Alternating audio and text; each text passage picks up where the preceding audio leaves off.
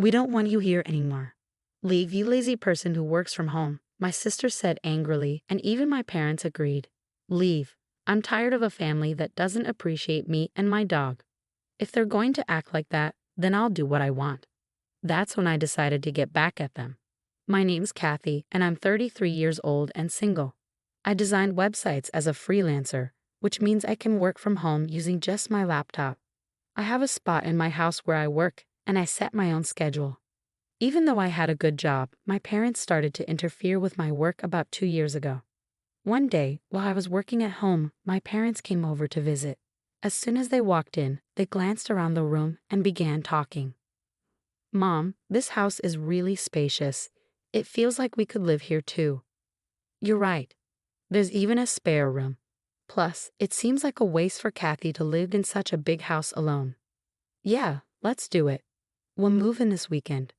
My parents didn't even acknowledge me and made all the decisions without consulting me. I made it clear that I didn't want to live with them and said, "Hold on. I don't want to live with you guys." "What are you talking about?" My father's face turned red with anger, and he shouted, "You took control of this house, claiming it from your uncle, trying to make it yours. You've hit a new low. Take over." I simply had a conversation with uncle, and he gave it to me. Don't try to justify yourself. In any case, our old house is crumbling. Your mother and I are moving in here this weekend. In reality, this house was a gift to me from my father's brother, my uncle, who always spoiled me. The ownership is still under my uncle's name, but he gave me permission to use it however I want. According to my father, our family home has deteriorated significantly, and it requires extensive renovations if we want to keep living there. My mother doesn't work, and my father's income isn't very high, so renovating the house isn't feasible for us. That's why they targeted the house I inherited from my uncle. I wasn't happy about it, but my parents had made up their minds to sell their own house and said they had nowhere else to go. I couldn't leave them stranded, so I reluctantly agreed to live with them.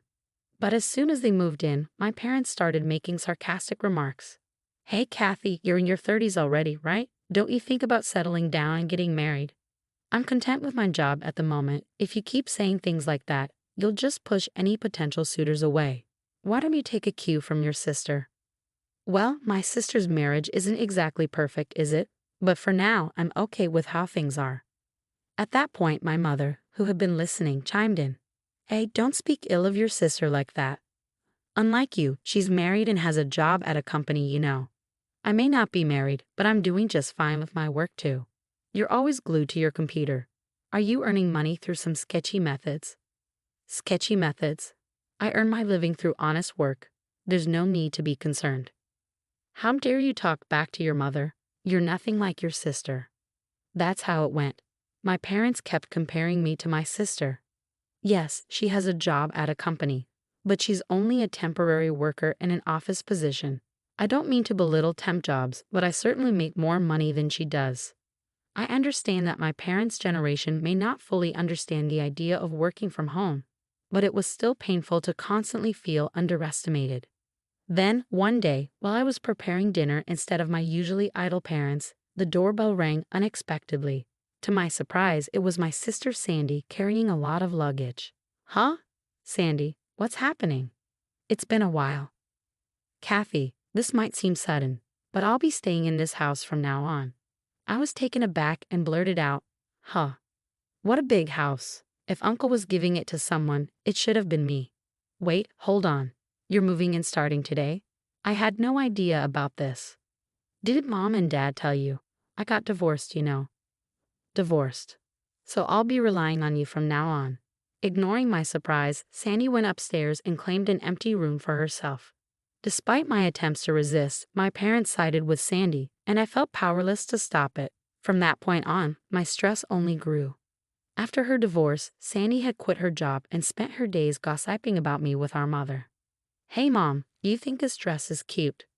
"Oh, absolutely, Sandy. You look so pretty. It suits you perfectly." "Do you agree? It's definitely not something Kathy would wear, right?" "Well, Kathy is more on the simple side. That's probably why she's having trouble finding a job. She just stays home and plays online." "Mom, you can't just say things like that." As I was cooking dinner, they purposely made sure I could hear their conversation. I was itching to respond, but I knew that would just play into their hands. So no matter what they said, I kept living without reacting. Then, one day, a friend of mine had a litter of 4 puppies and I decided to adopt one of them. I named him Muffin. He's a small black chihuahua with the most adorable round eyes. Whenever he looks at me, he wags his tail so hard it seems like it might fall off. Having a chihuahua has been a dream of mine since I was young. Working from home can get lonely, so I thought Muffin could provide some much-needed company. From now on, your name is Muffin. Okay. Woof. I didn't really consult with my family when I decided to adopt Muffin. After all, this is my house, and I'm the one who will be taking care of all the expenses for him. So I don't see why they should have any complaints. When I brought Muffin home, as expected, my parents and Sandy started complaining. Hey, we didn't know you were getting a dog. That's right, dogs can be smelly, you know. I can't stand bad smells. Kathy, how could you just bring a dog home without talking to us first? We didn't agree to this. As they kept complaining, I firmly told them, firstly, I didn't just pick him up off the street. A friend gave him to me. Plus, I'm the one who's going to take care of all the expenses for Muffin, so there shouldn't be any problem. What I choose to have in my house is my business. If you have any complaints, you're welcome to leave. At first, they complained loudly, their faces red with anger. But within a few hours, they were completely won over by Muffin's cuteness and began showering him with affection. Aren't you just adorable? Are you mommy's boy or daddy's? Or maybe sis, look this way, sweetheart. Wait a minute, what happened to their anger from just a moment ago? Was it all just a dream? My entire family became completely enamored with Muffin. From then on, they were always doting on him. Because of this, their animosity toward me decreased, and I could enjoy relatively peaceful days. Then, one day, an incident shattered this calmness. While I was out running an errand, I got a call from my sister Sandy. Hello, come back home immediately.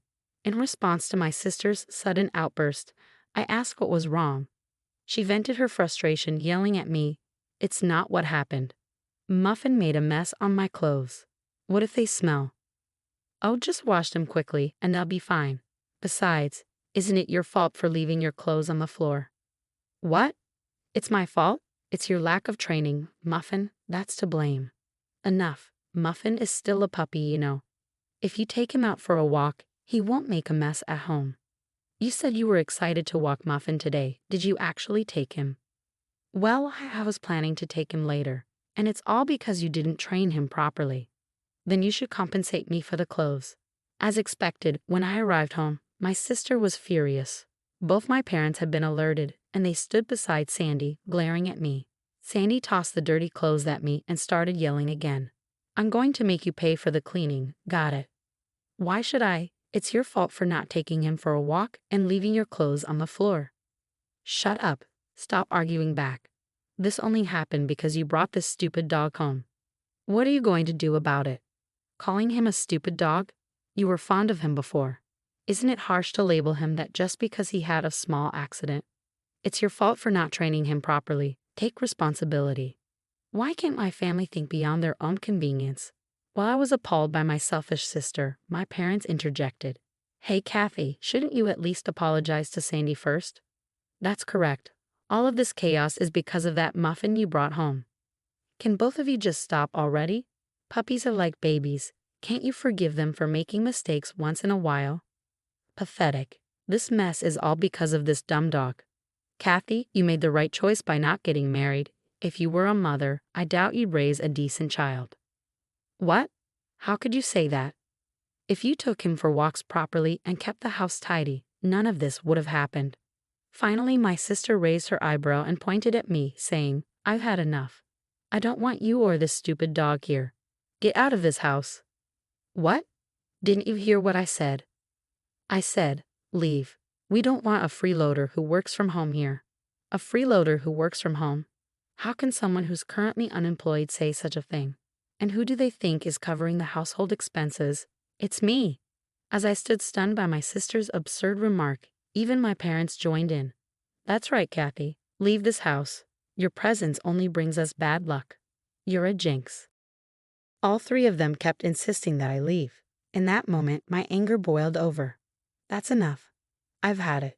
If this is how it's going to be, just wait and see. Fueled by a desire for revenge, I packed my belongings and left the house with Muffin. My sister's words only added to the tension. This is all because of you. If you had just done what I said, none of this would have happened. They still didn't grasp the severity of their situation, even though consequences awaited them. But I didn't care. Let them deal with it on their own. Hiding my smirk, I left the house with Muffin. As expected, a few days later, my sister called in a panic. "Kathy, please help. Something's wrong with the house." "What's going on with the house all of a sudden? We were given until the end of this month to leave." So what's the issue?" "What do you mean? What's the issue? Why are we being told to leave?" "Well, I've made the decision to sell the house." "What?" At my words, Sandy seemed to freeze, her voice trembling. She barely managed to speak. "What? What does that mean? You've decided to sell it. You don't have the authority." "Well, actually, I do. You see, that house became mine a month ago." "What?" "Yes, I officially inherited the house from my uncle. And yes, the title is in my name." It's no wonder Sandy was shocked. I hadn't mentioned this to anyone. You're joking, right? Even if Uncle transferred the title to you, you can't just sell it like that." I was concerned too, but right after you told me to leave, I spoke with Uncle. He confirmed that the house is now yours, Kathy. He said, "Do whatever you want.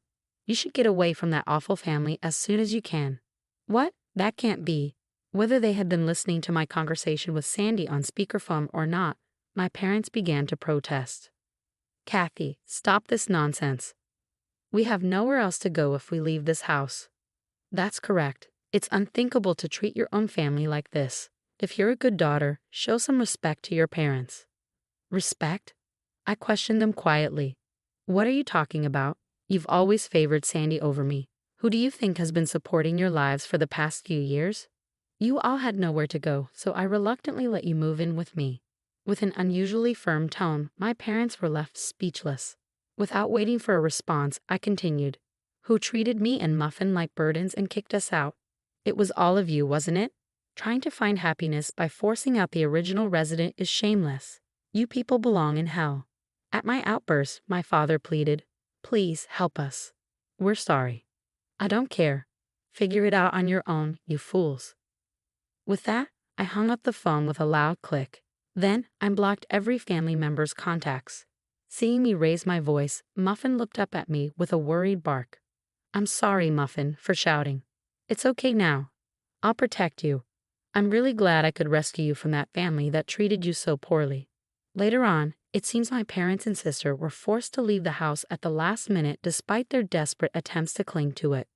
With my father's meager income and my unemployed mother and sister, it's unlikely they can lead a decent life. Rumor has it that my sister is constantly being pressured by my parents to find a job. Their family dynamics seem to be deteriorating by the day. Although I have no interest in how they're doing, it's clear that their living situation has worsened since I left. It's a classic case of getting what they deserve. They brought it upon themselves. Meanwhile, I'm enjoying my days filled with joy with my beloved dog in a new pet-friendly apartment. I can work whenever I please, and there's no one to complain about it anymore. I can use my earnings solely for myself and my dog. I'm incredibly content with my life now. Muffin, let's head to the dog park today." Woof. Muffin seems more lively. Maybe it's because that noisy family is gone. From now on, I want to protect Muffin for the rest of our lives and lead a peaceful existence.